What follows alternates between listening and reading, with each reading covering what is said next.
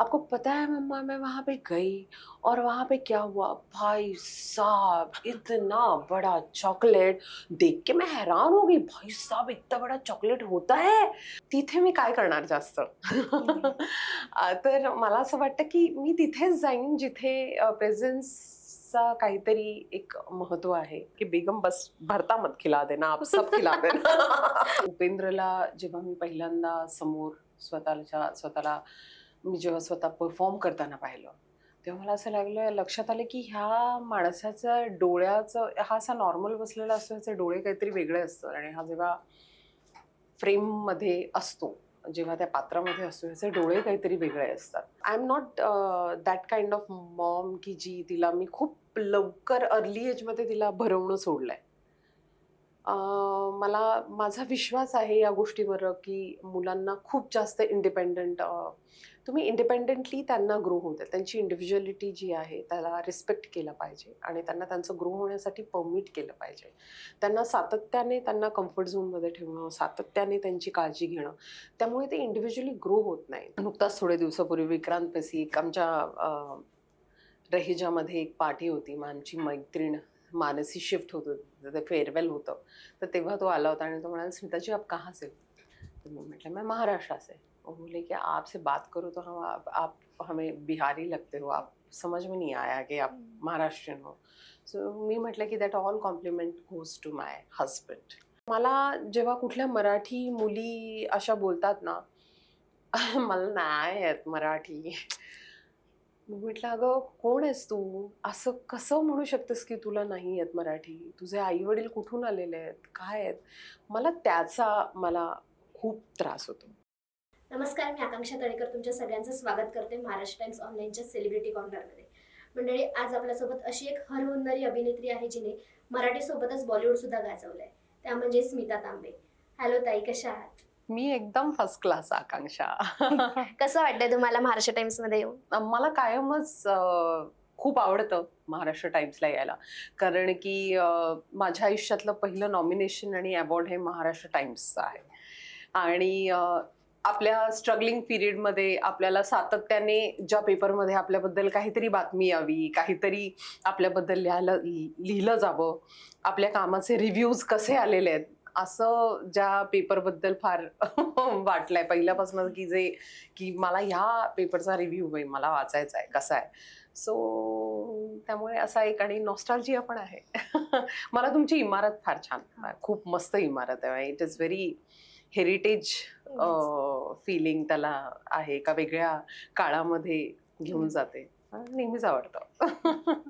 तर ताई, तुम्ही आता वेगवेगळ्या म्हणजे सिनेमांमध्ये काम करताय, वेगवेगळ्या प्रोजेक्ट्समध्ये दिसताय. पण ही अभिनयाची सुरुवात तुमची कुठून झाली होती?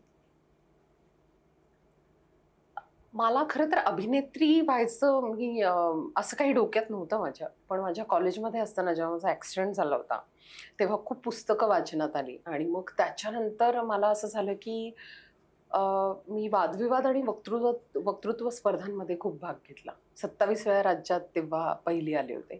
तर स्टेज फिअर निघून गेलं होतं आणि सहज एका नाटकामध्ये रिप्लेसमेंट करशील का? म्हणून असं मला विचारलं आणि मी म्हटलं की "ओके, चला बघू कसं करून." केल्यानंतर मला काही त्याच्यात इतकं काही हे झालं आणि रिप्लेसमेंटमध्ये तशी तुम्हाला प्रक्रिया काही कळत नाही. उलट एक खूप टेन्शन असतं, की सगळ्यांचं सगळं झालेलं आहे. आपल्या चुकीमुळे कुणाचं काही बिघडू नये आणि पाठांतर एवढी माफक अपेक्षा तिकडे, की तुम्ही प्रयोगाला उभं राहा 4 दिवसात. अशा पद्धतीने ती रिप्लेसमेंट मी केली आणि मी म्हटलं हे खूपच टेन्शनदायक आहे हे भाई, हे आपल्याला होणार नाही असं मला वाटत होतं. पण शिक्षण सायमल्टेनियसली चालू होतं. मग परत नाटक ऑफर झालं मला, की नाटकात काम करशील का? मग नाटकात काम केल्यानंतर जी पूर्ण रिहर्सल प्रोसेस आणि असं सगळं बघितल्यानंतर मग परत एक आतनं असं वाटलं, की आपण करून पाहूयात हे सगळं काही. आई-वडिलांना सातत्याने वाटत होतं, एवढं शिक्षण झालंय, एम-ए करतीयेस आता, पुढे प्रोफेसर म्हणून जॉबला लाग, अशी एक आई-वडिलांची अपेक्षा होती. पण नंतर मला काय कोण जाणे, अ, अशी एक अचानक जेव्हा मुंबईमध्ये बोलवलं मला हर हायनेस अनिता नाटकासाठी, सोनियाचा उंबरा सीरियल आली मला एक. आणि मग मला असं लक्षात आलं की ह्या फील्डमधला पण मला कॅमेरा जास्त मला खुणावतोय. जेव्हा जोगवा आला ना, तेव्हा मला मला फिट झालं डोक्यात, की आता परतीचा प्रवास नाही आहे. आता काही मी परत जात नसते. आता मला इकडे जे काही करायचंय ते मला इकडेच करायचं आहे. ह्या ज्या मायक्रो मिनी एक्सप्रेशन्स आहेत, त्याच्यावर मला आयुष्यात काम करायचं आहे. आणि हेच ते फील्ड आहे, जिथे मी स्वतःला खूप आनंदी आणि रिलॅक्स मी फील करते. शुअर झालं आणि मग तिकडनं मात्र एक वेगळा उलट ठरवणं एक सोपं असतं. पण पुढे मला लक्षात आलं, की हे अभ्यासाचं फील्ड आहे. हे असं नॉर्मल फील्ड नाही, की या कॅज्युअली की आपल्याला छान आवरता येतंय, आपण छान दिसतो, आपल्याला व्यवस्थित पाठांतर होतं. असं नसतं. तर हे खूप अभ्यासाचं फील्ड आहे आणि याच्यात आपल्याला आता खूप अभ्यास केला पाहिजे. आणि मग शिकण्याचा सोर्स काय? तर मग जे काम येईल त्याच्यातनं शिकणं. सो आणि तो प्रवास मला इथपर्यंत घेऊन आलाय. आता बोलताना तुम्ही जोगवा सिनेमाचा उल्लेख केलात. तो एक एक्सपिरियन्स ऐकायला आवडेल, कारण आम्ही जितकं ऐकलंय किंवा वाचलंय त्याच्यामध्ये असं ऐकलं की तुम्ही त्या पर्टिक्युलर एरियामध्ये जाऊन शूट केलेलं, त्यांच्यासोबत त्या माणसांसोबत जाऊन शूट केलेलं. तर त्या एक सामान्य माणूस आणि ते जगत असलेलं आयुष्य यामधली तफावत, तर तुम्हाला तिथे काय वेगळा अनुभव आला? म्हणजे ॲज अन ॲक्टर म्हणून येस. म्हणतेस की माणूस माणूस म्हणून म्हणून म्हणतेस? नाही. माणूस म्हणून तर बघ प्रत्येक सिनेमामध्ये तुम्हाला फार कारण की आपल्याला आयुष्यामध्ये कायम आपल्या जवळपासची पात्र मिळत नाहीत. आपल्याला हीच तर कलाकाराची ब्युटी आहे, की एका आयुष्यामध्ये तो खूप सारी आयुष्य जगतो. जोगवा हा पहिला सिनेमा होता. मला त्या अर्थाने त्याच्या इतक्या गोष्टी तेव्हा कळायच्या नाहीत.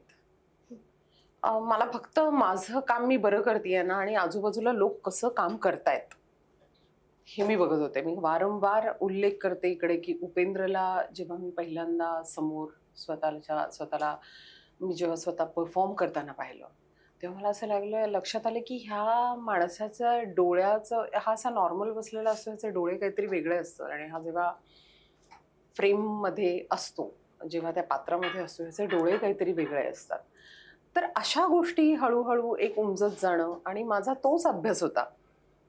हा जो एक सामाजिक भान म्हणशील ना तुला, की आपण ज्या ठिकाणी जे पात्र परफॉर्म करतोय, हे यायला मला थोडा वेळ गेला. It took lot of time, lot of films. कारण पूर्वीची जी अँक्झायटी असते ना एक ॲक्टरची, जी अजूनही असते.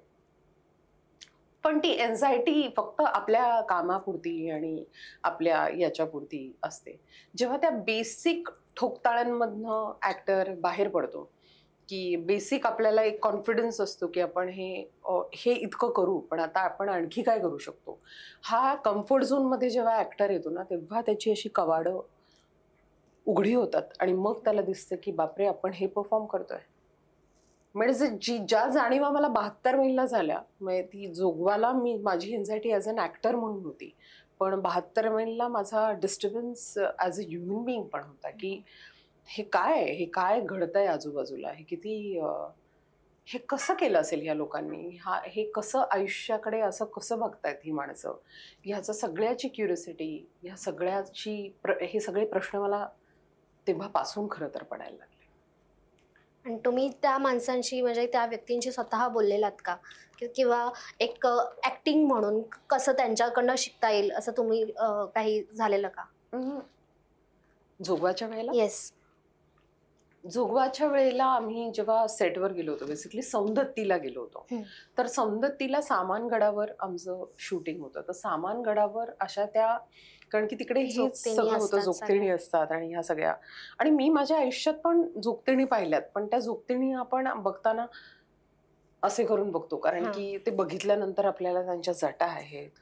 त्यांचा एक रुद्र अवतार आहे, असं आपल्याला एक हं. फीलिंग येतं जोगतिणींकडे बघितल्यानंतर. पण जेव्हा सिनेमांची आणि आपल्याला असं वाटतं, की ह्या अशाच जन्माला येतात. म्हणजे तेव्हाची माझी विचार जे होते, ह्या अशाच जन्माला येतात. पण जेव्हा हे अगदी बेसिक सांगते मी तुला, पण जेव्हा त्या जोगतिणींवरचा सिनेमा, जोगवा, त्या निमित्ताने आलेली पुस्तकं, असं जेव्हा वाचनात आलं, तेव्हा लक्षात आलं, की नाही ह्या अशा नसतात. ही एक नंतरची प्रक्रिया आहे, की त्यांना देवाला सोडलं जातं आणि मग त्यांच्या आयुष्यामध्ये ज्या प्रवासातनं त्या जातात, तो फार भयंकर आहे. तो त्यांच्या हातातला प्रवास नाहीये. मग फक्त सर्व्हायव्हल आहे. तर ते कुठेतरी आता मला मी बघताना आणि आता, कारण की तेव्हा फक्त मी खरंच सांगते की ते फक्त पात्रापुरतं होतं, की हे घेऊ का, असे डोळे, असं केलं तर, हिने कसा असा डान्स केलाय तर तसं काहीतरी केलं तर वगैरे, अशा गोष्टी त्यावेळेला डोक्यात होत्या. तेव्हा इतका आता आता परत जेव्हा आपण पाहतो तेव्हा असं वाटतं की यार हे कसं आयुष्य असेल, हे काय असं असेल. तर मला असं वाटतं की ॲक्टर जेव्हा काम करतो, हळू, हळू मुरतो. तर मला असं वाटतं मग त्या ज्या जशा ॲक्टर म्हणून ज्या संवेदना त्याच्या आतमध्ये येतात, तशा मग कालांतराने एक माणूस म्हणून पण संवेदना त्याच्या आतमध्ये हळू डेव्हलप होतात. आणि हे नेहमी एक समांतर रस्ते आहेत हे. तुम्हाला माणूस म्हणून जितके तुम्ही संवेदनशील होता, जितके वल्नरेबल तुम्ही असता, तितकेच मग ॲक्टर म्हणून पण तुम्ही राहता. बरोबर. ते तुम्ही पिक्चर्स केले आहेत, नाटक केले आहेत. काही वर्षांपूर्वी लाडाची म्हणून लाडाची मी लेक. लाडाची मी लेक या मालिकेत दिसलात. पण त्यानंतर तुम्ही सीरियलमध्ये नाही दिसलात. तर यामागे काही कारण होतं का?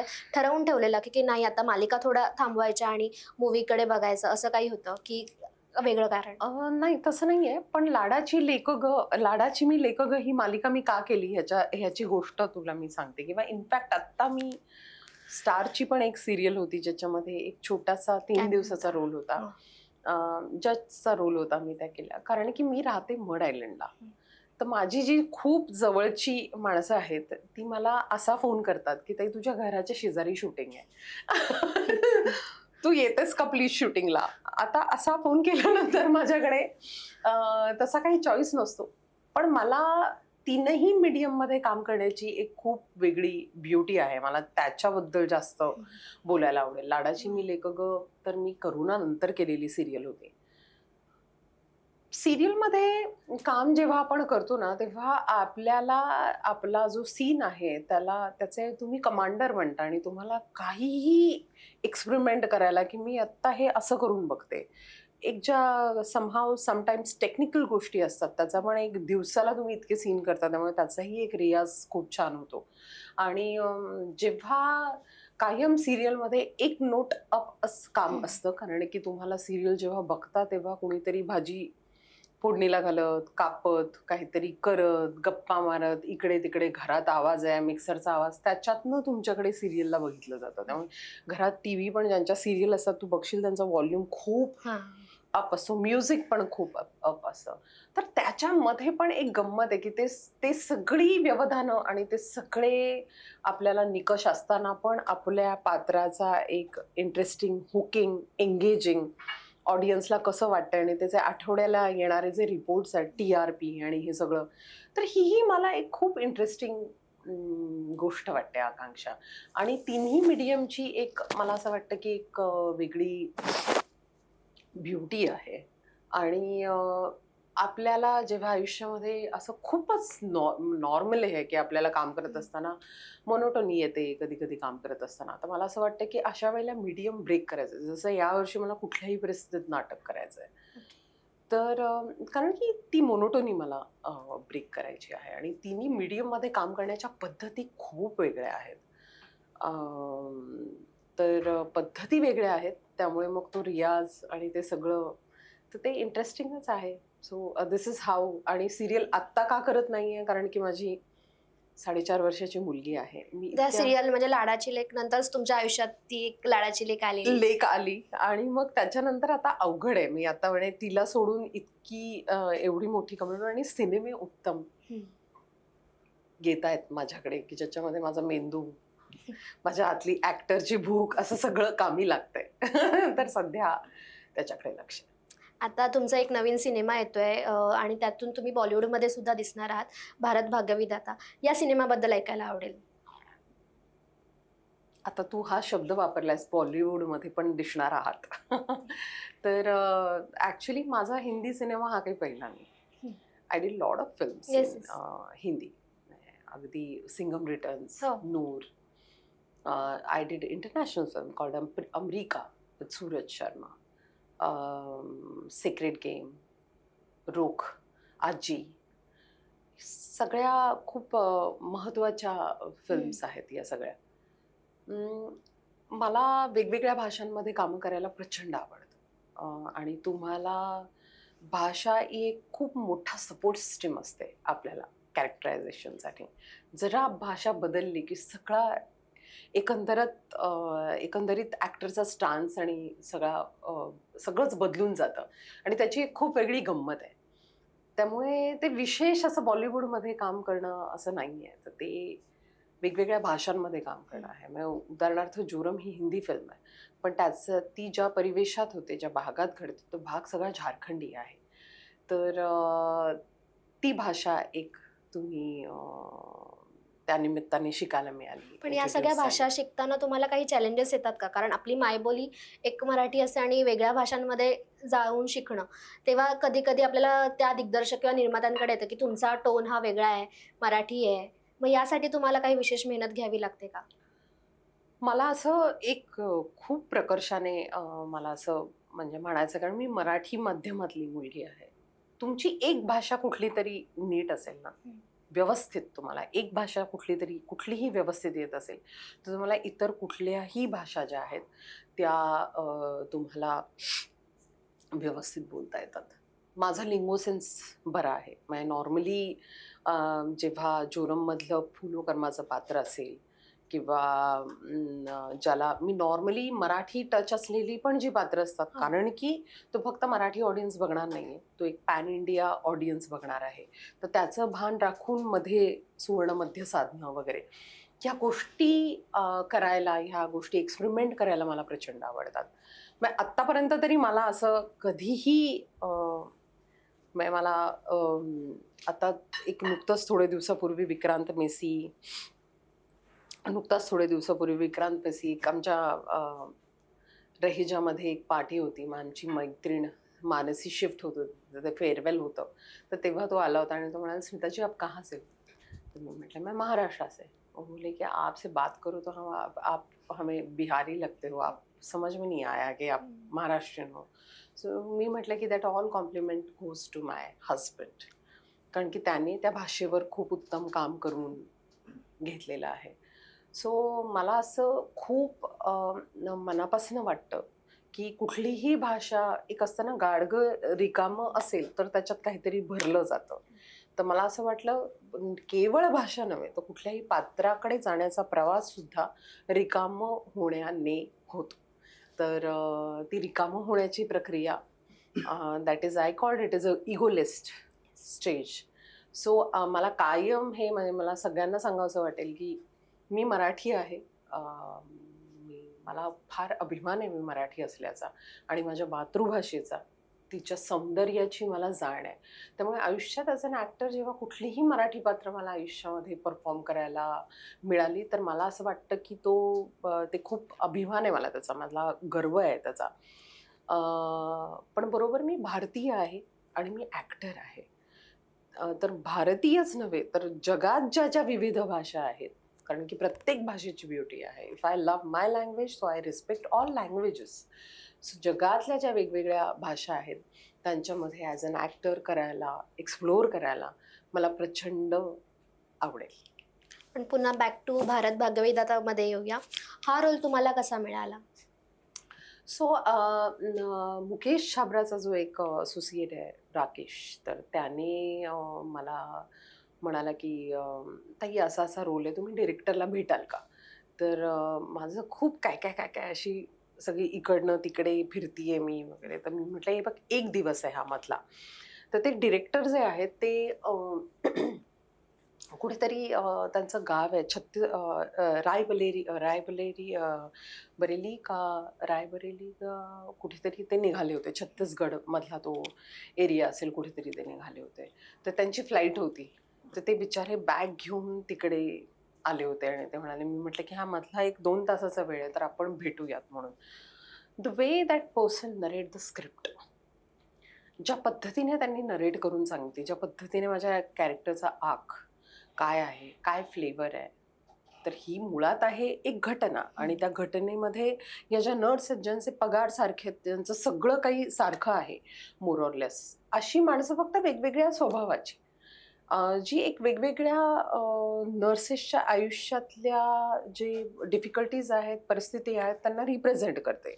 जसं नर्सेसच्या आयुष्यामध्ये it is very difficult to keep a balance between family and work. कारण की त्यांच्या वेळा फार हे आहेत, जसं ॲक्टरला सुद्धा आहे की आमच्या वेळा फार वेगवेगळ्या आहेत. तर त्याचं ते रिप्रेझेंटेशन करतं पात्र. आणि त्यांनी मला जेव्हा ते ऐकवलं आणि जेव्हा मला एकतर 26/11च्या ताज, CST अटॅक, अशा सगळ्या न्यूज मी खूप ऐकल्या होत्या. मी स्वतः पार्ल्याच्या अपोझिट साईडला होते, जिथे जे त्यांनी एक्सप्लोजिव्ह ठेवले होते आणि ती टॅक्सी ट्रॅव्हल करत पार्ल्यात गेली होती. जेव्हा तो पार्ल्यात ब्लास्ट झाला, त्याच्या अपोझिट साईडला मी नीता बॉलरूममध्ये होते. So I was fully aware of the incident. पण मला ह्या कामा हॉस्पिटलमध्ये जो अटॅक झाला होता, ज्याच्यामध्ये प्लस 400 बायका, 400 पेशंट्स, रिलेटिव्स, इतक्या ह्युमन लाईफ्स वाचल्या होत्या, ज्यांचे जीव वाचवले गेले होते. आणि the nurses and that ward boys and मावशीज, whatever whoever staff at that time जेव्हा तिकडे प्रेझेंट होता, ते काही ह्या सिच्युएशनला डील करण्यासाठीचं ट्रेनिंग त्यांना नाही आहे. ते सहज ते सगळं सोडून निघू शकले असते, जो चॉईस होता त्यांच्याकडे. पण त्यांनी ते न स्वीकारता तिकडे राहणं आणि ती जबाबदारी घेणं त्यांनी स्वीकारलं होतं. हे इतकं मानवी आहे आणि हे इतकं पॉझिटिव्ह आहे. एंटायर फिल्म बघितल्यानंतर मला असं वाटतं, की पूर्ण फिल्म बघितल्यानंतर तुम्हाला असं वाटेल, की आतमध्ये, प्रत्येक माणसाच्या आतमध्ये करेज असतं. प्रत्येक माणसाच्या आयुष्यामध्ये काही ना काहीतरी, एव्हरी ह्युमन बिंग, अगदी जो आपल्याला आवडत नसतो, जो आपल्याला आवडत असतो, कोणीही आपल्या आजूबाजूचे कोणी, प्रत्येक माणसाच्या आयुष्यातला एक काहीतरी स्ट्रगल असतो. आणि प्रत्येक माणूस आयुष्यात हिरो असतो. त्याने कधी ना कधीतरी आयुष्यामध्ये असं एक ते किंवा त्याला घ्यावंसं वाटत असतं पाऊल. तर त्या सगळ्या माणसांना, त्या सगळ्या सर्वसामान्य माणसांना, ज्यांना आपण असं आजूबाजूला बघू तर त्यांच्याकडे लक्षही जाणार नाही आपलं, अशा माणसांची ती धैर्याची गोष्ट आहे. आणि ती मला ऐकल्यानंतर मला असं झालं होतं, की I am doing this film. So this was the story. याचं शूटिंग नक्की कुठे झालं आणि कशा प्रकारे गोष्टी पुढे पुढे सरकत गेल्या शूटिंग दरम्यान? सो कामा हॉस्पिटलमध्ये जाणं काही शक्य नव्हतं. कारण की ते वर्किंग हॉस्पिटल आहे आणि कुठल्याही पेशंटला, आपल्या शूटिंगचं तर वातावरण कसं असतं, कुठल्याही पेशंटला आपण डिस्टर्ब करू शकत नाही. त्याचा एक्सटिरियर पार्ट जो आहे तो कामा हॉस्पिटलच्या बाहेरच शूट झालेला आहे. पण त्याचा जो इंटिरियर पार्ट आहे सगळा, तो वर्सोव्यामध्ये सेट त्यांनी बांधला होता 5 मजली. जसं कामा हॉस्पिटल आतनं आहे आणि ते Same. त्या 2011, कारण की आता जवळपास 15 वर्ष उलटून गेली त्या गोष्टीला. तर त्यावेळेचं जसं कामा हॉस्पिटल आहे तसा सगळा आतला इंटिरियरचा पार्ट, त्यामुळे एक अंडर कंट्रोल लोकेशनवर आम्ही शूट करतो. तुम्ही आता कंगना रनौत सोबत पण काम केलं या चित्रपटानिमित्ताने. तर मला त्यांच्याबद्दल बरोबरचा एक्सपिरियन्स ऐकायला आवडेल. मला एकतर मी त्यांची फॅन आहे आणि मला त्यांच्या ॲज अ वुमन, मला त्यांचे आत्तापर्यंतचे घेतलेले जे कुठलेही स्टँड आहेत किंवा ज्या पद्धतीने स्ट्रेट फॉरवर्ड त्या बायकांबद्दल, कुठल्याही प्रश्नांबद्दल, स्वतःच्या आयुष्याबद्दल ज्या पद्धतीने त्या बोलतात, मला त्याचं कायमच कौतुक आहे. त्या करेजचं खूप कौतुक आहे. दुसरी महत्त्वाची गोष्ट मला त्यांची आवडते ते म्हणजे ॲज अन ॲक्टर त्यांचे चॉईसेस जे आहेत, ज्या पद्धतीचे विषय त्या निवडतात, म्हणजे त्या आरामातच असे विषय निवडू शकतात की जे तद्दन फक्त कमर्शियल ॲस्पेक्ट किंवा फक्त एंटरटेनमेंट हा एक ऑडियन्सच्या मनातला फॅक्टर आहे ज्याला सॅटिस्फाईड करतील. पण ते करता करता त्या अशा कॅरेक्टरचं रिप्रेझेंटेशन करतात आणि ते त्यांच्या कुठलीही, मग क्वीन असो किंवा तू तनू वेट्स मनू असो किंवा तू कुठल्याही आता त्यांच्या फिल्म काढशील, आणि ही मला असं वाटतं की खरंच एक मानाचा तुरा असेल. तर ह्या ज्या भूमिका त्या निवडतात, मला त्याचं खूप कौतुक आहे. कारण की हे बघ, एक असतो एक कलाकार जो मला ॲक्टर म्हणून हे करायचं आहे, मला ते करायचं आहे, माझा ग्राफ असा असला पाहिजे. पण मला असं वाटतं की त्याचबरोबर आपल्याला जर इतकं अटेन्शन जनमानसाकडनं मिळालेलं आहे, लोक जर आपल्यावर ॲक्टर म्हणून इतकं प्रेम करत असतील, तर मला असं वाटतं की ती आपली जबाबदारी म्हणते. कारण की सगळ्यात मोठं इम्पॅक्ट टाकणारं medium, one of the medium he cinema असतं. तर त्याच्यामध्ये जर त्या सामाजिक जाणीवा आहेत, तर मला त्याचं फार कौतुक आहे. आणि ॲज अन ॲक्टर ज्या पद्धतीने त्या बिट चूज करतात, त्यांच्या पात्राचा बिट चूज करतात. तर तो तुम्हाला जोपर्यंत तुम्ही समोरासमोर काम करत नाही ना तोपर्यंत कळत नाही. आणि तो मागचे 2 सिनेमे मला त्यांच्याबरोबर अनुभवायला मिळाला. पहिली फिल्म म्हणजे पंगा आणि दुसरी म्हणजे भारत भाग्य विधाता. ताई आत्ताचं कल्चर हे वेगवेगळ्या इव्हेंट्सचं आहे किंवा अवॉर्ड फंक्शनचं आहे. पण तुम्ही त्याच्यामध्ये जास्त मिसळताना आम्हाला दिसत नाही, तर त्यामागे काही कारण आहे का? एकतर सगळ्यात महत्त्वाचं कारण जे आहे, की मला क्लॅरिटी यायला खूप वेळ गेला ॲक्चुअली. मला जी अत्यंत कोर मला आतमधनं जी इच्छा आहे किंवा मला आतमधनं मी या फील्डमध्ये आहे याचं कारण माझी पॅशन आहे. आणि माझी पॅशन जी आहे ती सॅटिस्फाईड होते त्या ॲक्शन आणि कटच्यामध्ये. त्याच्या व्यतिरिक्त ज्या बाय प्रॉडक्ट गोष्टी येतात, त्या ठिकाणी मला रमायला फार जास्त आवडत नाही. आणि दुसरी गोष्ट, जर मी अशा कुठल्या असं नाही आहे की मी नसते कुठे, पण अशा कुठल्याही इव्हेंटला असते, तर मी एक प्रश्न स्वतःला विचारते की मी तिथे असल्याने कुणाचा फायदा आहे का? मग काही व्हॅल्यू ॲड होणार आहे का त्यांनी? जसं मला माहिती आहे की मी माझी पात्र, माझे काम, माझे कॅरेक्टर्स याच्यामध्ये मी जेव्हा केव्हा परफॉर्म करेल, तेव्हा कुणी असं म्हणणार नाही. मग त्यांना त्याची जाणीव असेल की जे माझं आतमध्ये मी संचित पेरलेलं आहे किंवा मी जे काही कष्ट केलेले आहेत, त्याचे व्हॅल्यू असणार आहे समोरला आणि मी डेफिनेटली त्याच्यामध्ये ॲड करणार काहीतरी. मला दिग्दर्शकाने आणि ह्यांनी ज्या पद्धतीने मला पात्रासाठी काम करायला लावलेलं आहे, त्याच्यापेक्षा मी नेहमी माझ्याकडनं एक 4 बीट वरचा प्रयत्न करणार, पुल ऑफ करणार स्वतःला करण्याचा. तिथे मी काय करणार जास्त? तर मला असं वाटतं, की मी तिथेच जाईन जिथे प्रेझेन्सचा काहीतरी एक महत्त्व आहे, नंबर 1 गोष्ट. आणि मला असं वाटतं, की मला येणारी मला ज्या पद्धतीचे रोल, मला ज्या पद्धतीची कामं आयुष्यात करायची आहेत, ती कामं मला मेकर्सकडनं येणार आहेत आणि makers I don't think so जे गुड फिल्म मेकर्स आहेत, ते अशावरनं तुम्हाला कास्ट करतील, की तुमचा प्रेझेन्स कुठे-कुठे आहे. मला असं वाटतं ते तुम्हाला अशावरूनच कास्ट करतील, की तुमचं काम तुम्ही कसं करता. तर मला असं वाटतं, की I would love to concentrate more and more on that part, की जिथे मी व्हॅल्यू ॲड ऑन करणार आहे आणि जे माझं पॅशन आहे त्याच्यामध्ये मला इम्प्रूव्ह करायला आणि तो एक वेळ मिळेल. कारण काय असतं जिथे तुमची फारशी गरज नाही आणि त्या ठिकाणी फक्त आपला प्रेझेन्स म्हणून आपण जेव्हा जातो, तेव्हा आपण मेंटली एक्झॉस्ट होतो. आणि जर मला लोकांना आणि माझ्या जवळच्या मित्र-मैत्रिणींना भेटायचं आहे, तर मी रादर दॅन त्यांना कॉल करून त्यांची वेळ घेऊन, ते माझा वेळ बघून, असं आम्ही सगळे एकत्र व्हॅल्युएबल काहीतरी एकमेकांबरोबर अ, वेळ घालवू.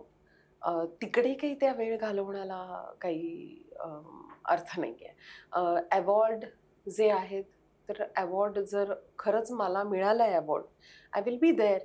किंवा माझ्या कुठल्यातरी कामामुळे माझं तिथे असणं महत्त्वाचं आहे, तर त्या ठिकाणी मी डेफिनेटली असेन. पण फक्त तिथे असायला पाहिजे, असं जर कुणी मला सांगितलं, तर मला असं वाटतं की असं असता कामा नये. मला असं वाटतं की मला तिथे जायचा तसा हुरूप येत नाही. तर इव्हेंट्स किंवा अवॉर्ड फंक्शन म्हटलं तर जास्त करून अभिनेत्रींमध्ये हा प्रश्न उद्भवतो, की आता मी काय कपडे घालू? कारण एका वेळी एकच कपडे, एका इव्हेंटला एक कपडा. हा एक ट्रेंड सध्या चालू आहे. तर मग त्या बाबतीत तुमचं काय मत आहे?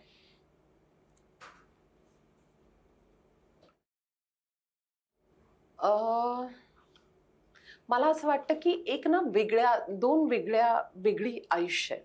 एक आहे ते तुम्ही ॲक्टर आहात आणि दुसरं आहात तुम्ही ॲक्टर आहात आणि तुम्ही काही ब्रँड पण तुम्हाला येतायत, तुम्हाला ॲड्स पण येतायत, तुम्हाला तिथूनही तुमचं ब्रेड एंड बटर आहे.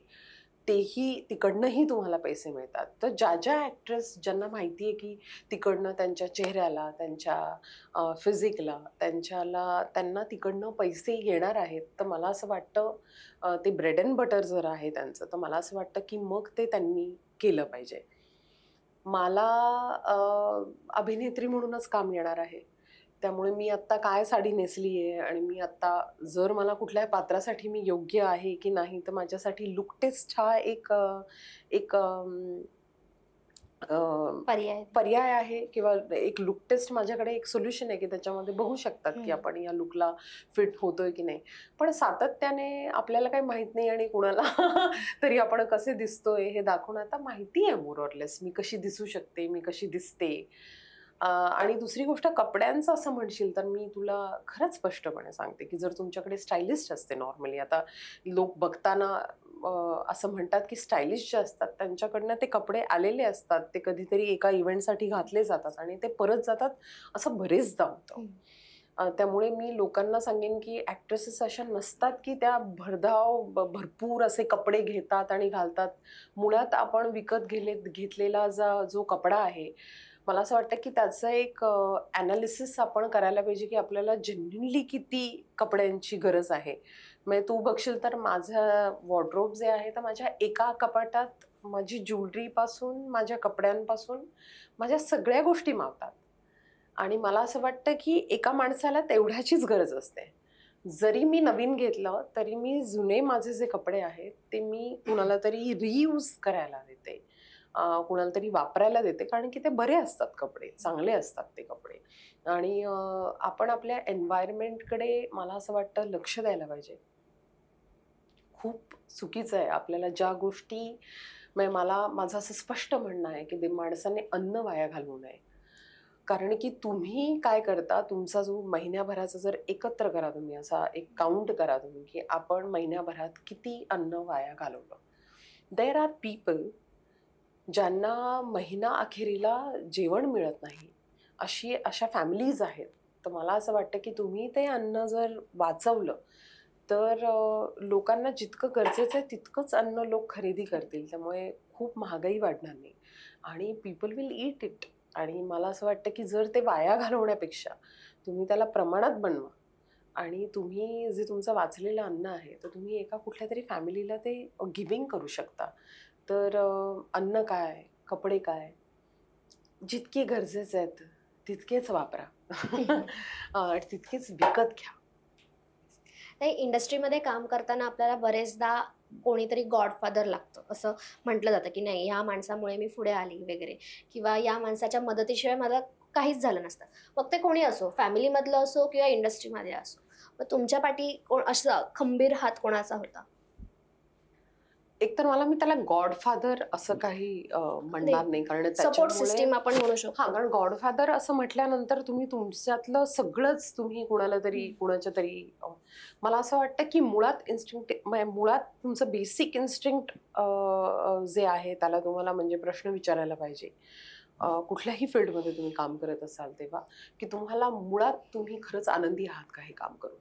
आणि मुळात जे काही तुम्ही काम करत असाल, जर तुम्ही एखाद्या आणि माझं असं म्हणणं आहे की माझा इक्वॅलिटीवर प्रचंड म्हणजे मी स्ट्रॉंग बिलीव्हर आहे इक्वॅलिटी वर विश्वास ठेवणारे. मला असं वाटतं की सगळे समान आहेत.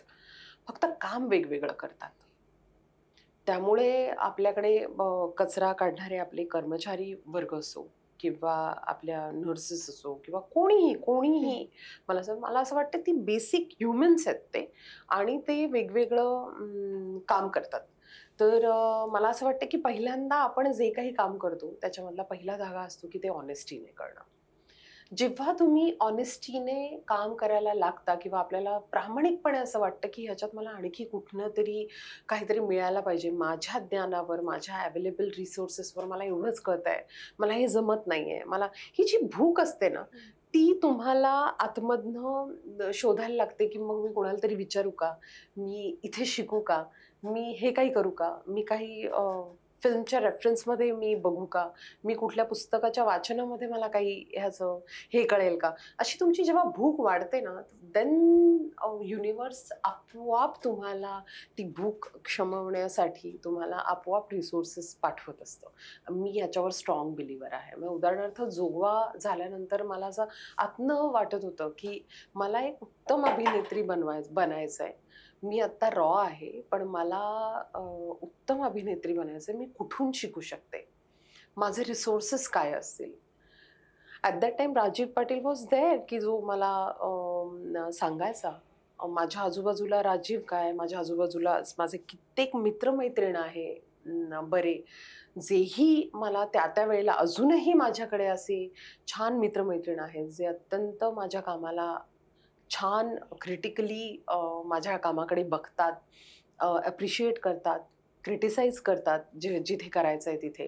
तर मला असं वाटतं की हे ठेवणं आयुष्यामध्ये, जर कुणी उठून आलं की एक मला आयुष्यात कोणीतरी मिळावं, सपोर्ट सिस्टम किंवा काय, मग तुम्ही परावलंबी होण्याकडे जाल. मला असं वाटतं की नेहमी आयुष्यात बाई, पुरुष, मूल, कुठल्याही वयोगटातलं कुणीही प्राण्यांकडनं आपण शिकायला पाहिजे एक गोष्ट, ते ना इंडिपेंडेंट असतात.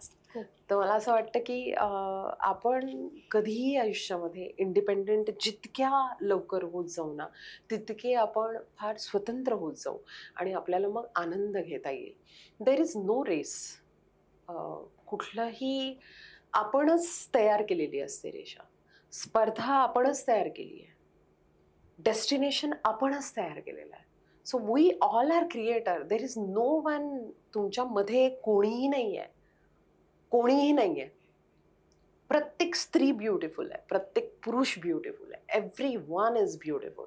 सो मग मला सांगा की तुम्ही जर इंडिपेंडेंट झालात तर तुम्ही फक्त पोहाल, तुम्ही फक्त स्वैरपणे धावाल. आणि मला स्वतःला मी स्वतःची इमेज किंवा मी स्वतःला, मला लहानपणापासून एक खूप इंटरेस्टिंग स्वप्न पडतं. मला फुलाफुलांचा फ्रॉक फार आवडतो आणि मला कळायचं नाही की हे काय. मी नेहमी एका छान मोठ्या झाडाखाली जिथे फुलं पडतायत आणि मी खाली अशी गोल गोल गोल गोल गिरक्या घालतीये स्वतःभोवती आणि माझा फ्रॉक असा तर मला, मी नेहमी असं की मला हे वारंवार का, मला हे खूप एक असतात नाही आपले ब्युटिफुल हे ड्रीम्स असतात काही. तर मला असं वाटतं की this is how my personality is आणि this is how everyone should be. So then you will never be exploited by anyone. तुम्ही कधी कुणाला आयुष्यात एक्सप्लॉइट करणार नाही. आपण इंडिव्हिज्युअल म्हणून सगळेजण आयुष्यामध्ये खूप छान ग्रो होऊ. आपण तुमच्या लेकीकडे येऊया. तुमच्याकडे आता म्हणजे तिला घरात एक 2-2 कल्चरमध्ये वावरता येतंय. मग त्यामध्ये तिला ग्रो होताना कशाची जास्त मदत होते? ती डिफरंट म्हणजे मी आहे, माझे आई बाबा, माझा भाऊ आणि आम्ही पुण्याला रावेत एरियामध्ये राहतो. मूळचे आम्ही साताऱ्याच्या अलीकडे एक पाचवड, कोलेवाडी, पाचवडपासून आतमध्ये कोलेवाडी नावाचं गाव आहे. हे आमचं ओरिजिन. आम्ही तिकडचे आहोत. फार्मर्स, शेतकरी. माझे बाबा कामानिमित्त पुण्याला आले आणि मी कामानिमित्त मुंबईला आले. सो असं एक स्थलांतरण सगळीकडे होत आहे. त्यामुळे माझ्यामध्ये साताऱ्याचे थ्रेड्स आहेत. माझी कुठलीही पात्र, कुठल्याही सिनेमांच्या घटना, संवेदना या मला लगेच त्या मेमरीकडे माझ्या घेऊन जातात. आणि शिवाय मला एक पुण्याची मेमरी आहे. माझे मिस्टर टिकमगडचे, मग ते NSGला गेले, मग तिकडचे पाचवड म्हणजे दिल्लीला राहिले, मध्य प्रदेशमधून दिल्लीला आणि दिल्लीवरनं मुंबईला, असं त्यांचं स्थलांतरण झालेलं आहे. त्यामुळे त्यांचे ते ट्रेट्स आहेत सगळे असे वगैरे. पण आम्हाला एक एक्स्ट्रा शहराचा एक आम्हाला आणि एक्स्ट्रा गावाचं आम्हाला एक बॅकग्राऊंड आहे आणि ते आमच्या पर्सनॅलिटीमध्ये आहे. पण मी माझ्या मुलीकडे बघताना मी म्हणते की तिला हे 6 आहेत. सातारा, पुणे, मुंबई आणि माझ्या नवऱ्याचं टिकमगड, दिल्ली आणि मध्य प्रदेश आणि त्याने पाहिलेली मुंबई. तर हे सगळं आहे आणि आम्हाला ते सगळं तिला फक्त ते ठेवायचं आहे. I am not that kind of Maugham की जी तिला मी खूप लवकर अर्ली एजमध्ये तिला भरवणं सोडलंय. मला माझा विश्वास आहे या गोष्टीवर की मुलांना खूप जास्त इंडिपेंडंट, तुम्ही इंडिपेंडेंटली त्यांना ग्रो होऊ द्या. त्यांची इंडिव्हिज्युअलिटी जी आहे त्याला रिस्पेक्ट केला पाहिजे आणि त्यांना त्यांचं ग्रो होण्यासाठी परमिट केलं पाहिजे. त्यांना सातत्याने त्यांना कम्फर्ट झोनमध्ये ठेवणं, सातत्याने त्यांची काळजी घेणं, त्यामुळे ते इंडिव्हिज्युअली ग्रो होत नाही. त्यांना असं वाटतं की ओके हे काहीतरी होतच आहे, मग तिथे त्यांचा मेंदू चालत नाही. सो आम्ही हे तिच्या प्लेटमध्ये सगळं ठेवलं आहे. मी मराठीत बोलतो, धीरूजी, मी मराठीत बोलते, धीरूजी आणि मी हिंदीत बोलतो. ते टिकमगड बुंदेलखंडी लँग्वेजमध्ये, बुंदेलखंडी हिंदीपासून खूप वेगळी आहे, बुंदेलखंडीमध्ये बोलतात. तिला ती आपण लँग्वेज येतात? तिला साताऱ्याचे जे गावामधल्या भैकी, हायकी वगैरे हे सुद्धा कारण की मी कधी-कधी माझ्या कुठल्या लोकांबरोबर बोलत असेल, तर तीही भाषा येते आणि मला असं वाटतं की ती माझ्या मेंदूत आहे ना सगळी आणि ती माझ्या नवऱ्याच्या मेंदूत आहे. तर आम्ही त्यांचा सगळ्यांचा वापर करतो. ती पिक्ड अप करते. म्हणजे आता तिला आता रिसेंटली एक गोष्ट आता तिने कुठूनतरी भाई साहब असं काहीतरी ती शिकली आहे. तिचा एक वर्डची तिला किक राहते आणि तो काहीतरी 8 दिवस आपको पता है मम्मा मैं वहाँ पे गई और वहाँ पे क्या हुआ भाई साहब इतना बड़ा चॉकलेट देख के मैं हैरान हो गई भाई साहब इतना बड़ा चॉकलेट होता है आता मग लक्षात येतं की आता हा भाई साहब कुठे कुठे वापरायचा आहे तिला आता ते कुठेतरी तिने पिक केलेलं आहे तर मी तिला ग्रो होऊ देते त्या गोष्टी आता तुला ती वापरतीये शब्द तो कुठे कुठे वापरतीये तर असे वेगवेगळे शब्द हा but I will make sure की तिच्यापर्यंत असे शब्द पोहोचणार नाहीत ज्यांच्या अर्थांची ग्रॅव्हिटी तिला कळणार नाही आता ती ग्रॅव्हिटी समजली आणि तिला ते शब्द वापरायचे असतील तर तो तिचा चॉईस आहे मी ते प्रोव्हाइड करणार नाही मी ते वापरणार नाही पण भाषेसाठी सध्या ही भाषा ही खूप एक बोलतात ना कळीचा मुद्दा सध्या झालाय की या भाषा आपल्याला मराठी भाषेला प्रभुत्व द्यायचं आहे शाळेमध्ये पण कुठेतरी कमी चाललंय मग इंग्रजी माध्यमांच्या शाळेच्या युगात आपल्याला एक मायबोली टिकवून ठेवायची असेल तर मग त्यासाठी काय प्रयत्न केले जातात. मला हे खूपच निराशाजनक आणि त्रासदायक चित्र आणि हे ऐकताना पण मला मी इमोशनल होते की आपल्याला आता असं बोलावं लागतंय की आपल्याला आपली मायबोली टिकवून ठेवावी लागेल. कारण पटसंख्याच आता एवढी कमी होत चालली आहे म्हणजे आपण जेव्हा शाळेत होतो तेव्हा 9 वर्गांच्या तुकड्या होत्या आणि आता जेव्हा आपण कुठेतरी बघतोय त्याच शाळेमध्ये 9 वर्गांच्या तुकड्या 4 वर येऊन पोहोचल्यात मराठी माध्यमांची मुंबईत राहून. मग ती परिस्थिती आता कुठेतरी खूप बदलत चालली आहे आणि आता अजून कुठेतरी ना ऐकायला येतंय की नाही काही काही वेल एज्युकेटेड पॅरेंट्स पण आहेत जे म्हणजे इंजिनियर्स आहेत डॉक्टर्स आहेत पण ते आता मराठी शाळेला पण प्रिफर करतात. असे 2 वर्ग सध्या पडलेत. मग घरात राहून मुलीला काहीतरी मराठी शिकवायचं असेल किंवा त्या साईडची लँग्वेज शिकवायची असेल तर यासाठी बेसिक गोष्टी या लागतात की पुस्तक वाचणं म्हणा किंवा गोष्टी सांगणं. मग ह्या तुमच्याकडनं वेळेअभावी कशा मॅनेज होत आहेत. नाही याच्यात तुम्ही एक्सक्युजेस देऊ शकत नाही काही एकतर कारण की माझी जी काही आत्ता मराठी आहे ती माझ्या आई वडिलांचं खूप मोठं कॉन्ट्रीब्युशन आहे कारण की त्यांनी सगळ्यात पहिल्यांदा म्हणजे ते मराठी बोलतात घरामध्ये. भाषा तुम्हाला व्यवस्थित बोलायलाच पाहिजे सगळ्या भाषा बोलायला पाहिजे आणि भाषा जेव्हा आपलं बोलणं बंद होतं तेव्हा मला असं वाटतं भाषा तिथेच संपत जाते. मी तो हेमंतचा क्रांतिज्योती विद्यालय तो जो सिनेमा आहे तो मी पाहिला आणि मला आतनं मला असं आतनं भरून आलं आणि मला तो इतका सिनेमा मी इतक्या वेगळ्या पद्धतीने मी त्याला रिलेट केलं कारण मी स्वतः मराठी माध्यमाची विद्यार्थिनी आहे. माझा या गोष्टीवर संपूर्ण विश्वास आहे की तुमची मातृभाषा जी पण तुमच्या आई वडिलांची म्हणून जी तुमची मातृभाषा आहे ती मातृभाषा जर व्यवस्थित असेल तर तुम्हाला कुठलेही सायकोलॉजिकल प्रॉब्लेम तुम्हाला कुठल्याही भाषेतले प्रॉब्लेम तुमचा लिंग्विस्टिक सेन्स इतका अमेझिंग डेव्हलप होतो की कमालीचा डेव्हलप होतो ह्याच्यावर माझा विश्वास आहे. याच्यावर तर्कवितर्क निघू शकतात काही लोकांचे वेगळे रिसर्च असतील मी काही तेवढा रिसर्च केलेला नाही आहे जे माझ्या अनुभवात नाही ते मी तुम्हाला सांगते. आणि दुसरी गोष्ट भाषा आपण डिनाय नाही करू शकत इंग्रजीला आत्ता पण इंग्रजीचा स्वीकार करताना आपण आपल्या भाषेला सोडू नाही शकत. कुठली तरी भाषा स्वीकारायची आहे मान्य आहे उद्या कोणाला तरी फ्रेंच शिकावीशी वाटेल उद्या कोणाला तरी जर्मन शिकावीशी वाटेल उद्या कोणाला तरी वेगळी भाषा शिकावीशी वाटेल पण जी माझी मातृभाषा आहे तिला शिकण्यासाठी तिच्यात जर मला काही पारंगत व्हायचं असेल कुणालाही जगामध्ये आणि ती शिकायची असेल बेसिक किंवा ती मला बोलायची असेल तर त्याच्यासाठी ॲव्हेन्यूज पाहिजेत त्याच्यासाठी पर्याय पाहिजेत मला असं वाटतं ते पर्याय संपुष्टात येता कामा नये. तर मराठी जितक्या पण आपल्या शाळा आहेत मला असं वाटतं की आपण कात टाकली पाहिजे थोडी. आपण वेगळ्या भाषांचं पण ते होतंच. आता मला 5वीत आली होती इंग्रजी इंट्रोड्यूस झाली होती. माझ्या आजूबाजूला इंग्रजी मीडियमचे सगळे आमच्या शेजारचे नेबर्स जे होते सगळे तर त्यांची मुलं इंग्रजी मीडियममध्ये होती. त्यांना ABCD शब्द सेंटेन्स बनवणं हे बोलणं इंग्रजी हे येत होतं 5वी पर्यंत. मला ते थोडंसं 8वी पर्यंत आलं.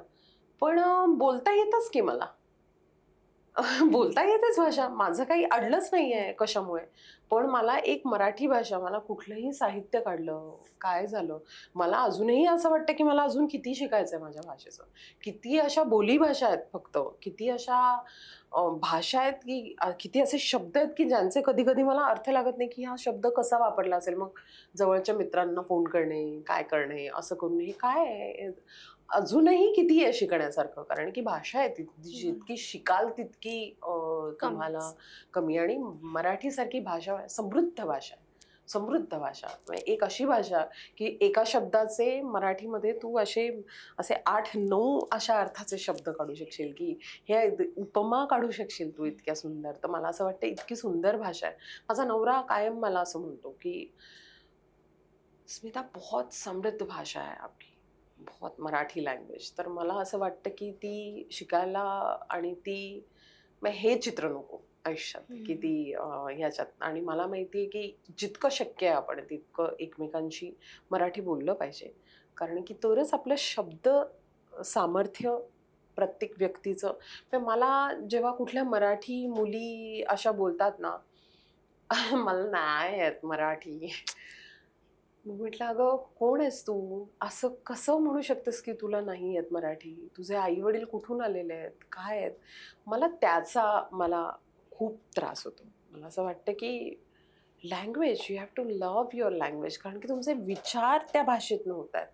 आतमध्ये जे काही विचार आहेत ना, तुमची थॉट बॉडी जी आहे ती तुमच्या मातृभाषा ही माध्यम आहे त्या थॉट बॉडीला पर्यंत पोहोचवायची की आतमध्ये थॉट आपले सगळे आपल्या मातृभाषेतनं होतात. म्हणजे तुम्ही स्वतःच्या एक्झिस्टन्सलाच नाकारताय.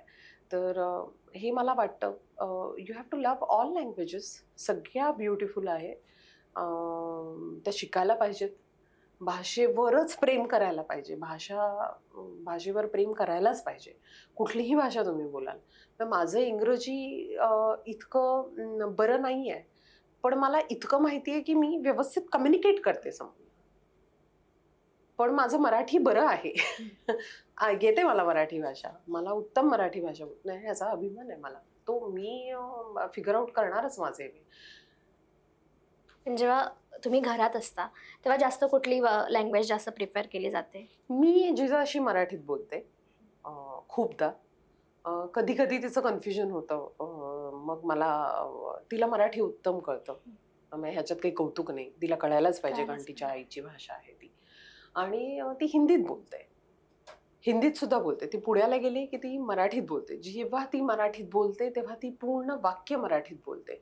ती कुठलाही हिंदीचा शब्द त्याचा वापर करून किंवा इंग्रजी शब्दाचा वापर करून ती मराठी बोलत नाही. ती मराठी बोलते. व्याकरण जर चुकत असेल तर ती कधी-कधी माझ्या भावाचा मुलगा आहे त्याला करेक्ट पण करते. "अरे मी सांगतीये ना तुला हे करू नकोस म्हणून." असं वगैरे. तर ती हे व्यवस्थित ती बोलते आणि त्याचं कौतुक आहे. ती हिंदीमध्ये मराठी मिक्स करत नाही. इंग्रजीमध्ये हिंदी मिक्स करत नाही. मराठी मिक्स करत नाही. आणि त्या त्या मराठी लँग्वेजला त्यांची त्यांची स्पेस बरोबर that is how it is. कारण की आपण बोलताना काय बोलतो? आपण बोलतो जय हिंद, जय महाराष्ट्र. मुलीचं नाव जिजा आहे ना तुमच्या, तर ते ठेवताना काही थॉट प्रोसेस होते किंवा काही अशी वेगवेगळी नावं काढलेली तुम्ही आणि मग हेच नाव ठरवलं असं काही झालेलं का? तुला माहिती आहे का की नावं ठेवताना ते एक शब्द येतो आणि त्याच्यावरनं नाव त्याच्यावर. ठेवायचं असतं. तसं तिचं नाव वैदिका आहे. पण माझी आई जी आहे तिने ठरवलं होतं की माझ्या मुलीला जर मुलगी झाली तर तिचं नाव जिजाचं असेल. आणि ती म्हणाली की तुम्ही ठेवा काहीही नाव पण मी जिजा म्हणणार आहे. आणि मग तिने आजूबाजूच्या सगळ्यांना की तू जिजा म्हण, वैदिका नको, तू जिजा. आणि नंतर मग जिजाने रिस्पॉन्डच करून जोडलं वैदिका नावाला. तर ती शाळेत जेव्हा जाते तेव्हा ती म्हणते वैदिका धीरेन द्विवेदी. पण ती बाकी जेव्हा असते तेव्हा ती जिजा. असं. तर ते तसं पडलेलं आणि ती खूप स्ट्रॉंग माझ्या आईची इच्छा होती की मुलीचं नाव जे आहे ते जिजाचं असलं पाहिजे. ती मम्माच गर्ल आहे की डॅडाच गर्ल आहे सध्या? ती खूप हुशार आहे. तिला माहिती आहे कधी मम्माच गर्ल व्हायचं आणि कधी डॅडाच गर्ल व्हायचंय. तिचं ते ठरलेलं आहे की मम्मा कशाला पाहिजे, आणि डॅडा कशाला पाहिजे. हो, पण आमच्या घरामध्ये म्हणे फायनल शब्द माझाच असतो. की मी जर सांगितलं जिजाला की हे होणार नाही, तर मग तिला माहितीये की आता पप्पा पण काय नाही करू शकणार आहे. पण जेव्हा तुम्ही तुमच्या सासरी जाता, त्या म्हणजे मध्य प्रदेशात वगैरे, मग तेव्हा तुम्ही तिकडचा कल्चर कसं अडॉप्ट करता? तेव्हा तुम्हाला काही वेगळं जाणवतं का? त्या तिकडची संस्कृती कशी छान वेगळी वाटते तुम्हाला? हे बघ, आपल्याला कुठलंही कल्चर आहे आयुष्यामध्ये, हे आपल्याला तेव्हाच ब्युटिफुल वाटतं जेव्हा तुमची कल्चर या संज्ञेवर तुमचा विश्वास असेल. तुम्हाला कळतं की काय असतं, प्रत्येकाचं एक ओरिजिन असतं, प्रत्येकाची एक पद्धत असते. कुठे सगळे खातात, अंघोळ करतात. सगळं एक बेसिक आहे सगळीकडे आपल्याला. फक्त त्याच्या काहीतरी पद्धती असतील लोकांच्या वेगळ्या. तर मी जेव्हा कुठल्याही वेगळ्या, म्हणजे मी माझ्या सासरीच काय, पण मी इन जनरल कुठल्याही वेगवेगळ्या ठिकाणी जाते, राजस्थान असो किंवा काय, तर मला अंडरस्टँड करायचं असतं पहिले की अच्छा हे यांच्याकडे असं आहे का, यांच्याकडे असं आहे का, oh wow that's great, that's amazing. प्रत्येकाने त्याच्या आयुष्यात एक म्हणजे उदाहरणार्थ प्रत्येकाची पद्धत असते बघ, की देवघर एका विशिष्ट पद्धतीने राहणार, स्वयंपाकघर एका विशिष्ट पद्धतीने राहणार, इकडे या गोष्टी. तर कधी कधी अरे वा हे या पद्धतीने केलं तर खूप कम्फर्टेबल आहे बरं का. अशा खूप साऱ्या गोष्टी आपल्याला आयुष्यामध्ये इन्कॉर्पोरेट कराव्याशा वाटते. खाणं बनवण्याच्या पद्धती, की काही विशिष्ट पदार्थ आहेत. म्हणजे अरबीची भाजी आहे तर त्याच्यामध्ये फोडणीला ओवा गेला पाहिजे, अजवाईन गेली पाहिजे, त्याच्यात जिरं नाही गेलं पाहिजे, कारण की अजवाईन आणि अरबी हे आपल्या शरीराला हे कॉम्बिनेशन फार उत्तम आहे. तर हे तुम्हाला जेव्हा वेगळ्या ठिकाणी जाता तेव्हा तुम्हाला त्यांचं फूड कल्चर, त्यांचे कपड्यांचे, म्हणजे मी जितके व्हायब्रंट कलर आयुष्यामध्ये वापरले नव्हते की ते येऊन आता मी ते वापरायला लागली आहे. मैं असे कलर्स सगळे, की मला असं वाटलं की या इट लुक्स ब्युटिफुल. का मी पेस्टल आणि अशाच मी हे पण कलर्स वापरले, sometimes it looks very beautiful. So अशा खूप साऱ्या गोष्टी तुमच्या आतमध्ये येतात आणि तुम्ही, मला असं वाटतं की जितके वेगवेगळ्या कल्चरमध्ये जाता तितके तुम्ही समृद्ध होत जाता. मी या स्वभावाची मुलगी नाहीये की तिकडे गेला आमच्यात बाई असं असतं, आमच्यात तसं असतं, हमारे में ये नहीं होता है, वो नहीं होता है. नो, आप देखो, आप सीखो, आप कितनी अच्छी अच्छी चीजें हैं, अडाप्ट करो. जो अच्छा लग रहा है उसको ले लो, जो आपको अच्छा नहीं लग रहा है उसको रिस्पेक्ट करके वहीं पे छोड़ के, हाँ ये अच्छा दे, ठीक है, ये ऐसा होता है क्या, ऐसा अनुभव लेके आगे बढ़ो. I believe in this system. तुम्ही एकाच घरात राहून वेगवेगळे 2 कल्चर, जसं मगाशी आपण म्हणालो, की 2 कल्चर तुम्हाला जगता येतायत. जेव्हा तुमचं नवीन-नवीन लग्न झालेलं, त्यावेळी पहिला पदार्थ, महाराष्ट्रीयन पदार्थ तुम्ही काय स्वतः तयार करून दिलेला? त्याची एक खूप वेगळी स्टोरी आहे. लग्नाच्या आधीच, इनफॅक्ट जेव्हा मी लग्न करणार त्याच्या आधीच मी माझ्या नवऱ्याला सांगितलं की मैं ना आज बैंगन का भरता बनाऊंगी. तर ना आमच्या शेजारी पुण्यामध्ये एक पुराणिक काकू होत्या आणि सोहनी काकू, पुराणिक काकू नाही, सोहनी काकू म्हणून होत्या, आणि त्यांना वांग्याचं भरीत जे आहे, वांग आपलं भाजतात, त्याच्यात कांदा कच्चा, शेंगदाण्याचे म्हणजे आपला दाण्याचा कूट, मिरची, कोथिंबीर आणि जिऱ्याची अशी त्याला मस्त खमंग हिंगाची फोडणी, आणि कच्चाच कांदा असतो आणि कच्चच कोथिंबीर आणि आपली दही वरून टाकतात आणि थोडीशी मीठ आणि हलकीशी साखर टाकतात. तर माझे मिस्टर MP चे आहेत आणि मला असं लक्षात आलं की तिकडच्या लोकांना गोड फार आवडतं, because MP people use to eat lot of sweet. म्हणजे त्यांच्याकडे मी नवीन नवीन गेले होते तर मला शॉक लागला होता नवीन लग्न झाल्यावर, की जेवणाला चहा आहे ज्याच्यात खूप साखर आहे, की तिकडे चहाच असा बनवला जातो की चहा ठेवला आणि बघायचंच नाही आपण किती साखर टाकतोय. म्हणजे 1 मिनिट आपण 2 कप चहा बनवतोय तर आपण एक प्रमाण आहे त्याला की आपल्या एक अर्धा चमचाच साखर त्याच्यामध्ये सफिशियंट आहे. छे छे, अरे इतने से क्या होता भाभी, ऐसे करून मग तर मला लक्षात आलं की चांगला चहा ही कॉन्सेप्ट दॅट डोळे बंद करून साखर घालणे, खूप दूध घालणे आणि इलायची वगैरे असं भरपूर सगळं घालायचं आणि झाला चहा चांगला, मग तुमच्या हाताला चव आहे. तर अशी तिकडे गोड खाणारी मंडळी, तर मी म्हटलं की आपण ना जरा आता करूयात. तर मी ते वांग्याचं भरीत, ती प्रिपरेशन, असं सगळं काही मैं खिलाऊंगी आज आपको भरता. आणि माझ्या नवऱ्याचा फेवरेट आहे वांग्याचं भरीत. चोखा, ही लव्स चोखा लॉट. म्हणजे वरण भात चोखा ज्याच्यामध्ये कच्चं सरसोचं तेल असतं वगैरे असं. तर मी म्हटलं की मैं आपको महाराष्ट्रीयन स्टाईल का आज मैं खिलाऊंगी आपको. आणि मी ती सगळी प्रिपरेशन केली. माझं चुकलं कुठे माहिती आहे का, मी ते मीठ घातलं, सगळं व्यवस्थित होतं, पण मी एक एक्स्ट्रा प्रेम म्हणून मी त्याच्यात साखर थोडी जी आहे थोडी ती जास्तच. ती जास्त घातली, कारण की माझ्याकडे असे संस्कार झाले होते माझ्यावर. आणि ते आंघोळ करून आले आणि माझा एक छोटा धीर पण होता नितीन, आणि दोघं जण बसले की भाभीने आज भरता बनाया यार, असं म्हणून असं करून वगैरे. बाकी सगळ्या गोष्टी त्यांनी बनवल्या होत्या, मी फक्त भरता बनवला होता. आज भाभी के हात का भरता खाएंगे यार. आणि दोघांनी पहिला घास खाल्ला. भाभी भरते का मिठाई बनाती है आप, ऐसा बोलने वगैरह. तो मैंने कहा हाँ आप लोगों को थोड़ा मीठा पसंद है ना, इसमें शक्कर डलता है, लेकिन मैंने थोड़ा सा ज्यादा डाला है. ती कांट इवन म्हणजे ते इमॅजिन पण नाही करू शकत की वांग्याच्या भरतामध्ये साखर, जे माझ्या आईकडे पण नाही घालत. आमच्याकडे तिखट पदार्थ खातात, पण मला काय कोण जाणे असं वाटलं की त्यांच्याकडे गोड खातात. आणि सोनी काकूंचं बघितलं होतं, थोडीशी साखर टाकली होती, पण ती एवढीच टाकली होती का त्यांनी. मी अशी एक चमचा साखर, गोड पदार्थ झाला. आणि त्या बिचाऱ्यांना काहीच ऑप्शन नव्हता, कारण की मी माझ्या नवऱ्याला फक्त असा लुक दिला आणि मी त्याला म्हणाले की इट्स ओके अगर आपको टेस्ट पसंद नहीं आया हो, but you can't ignore my efforts.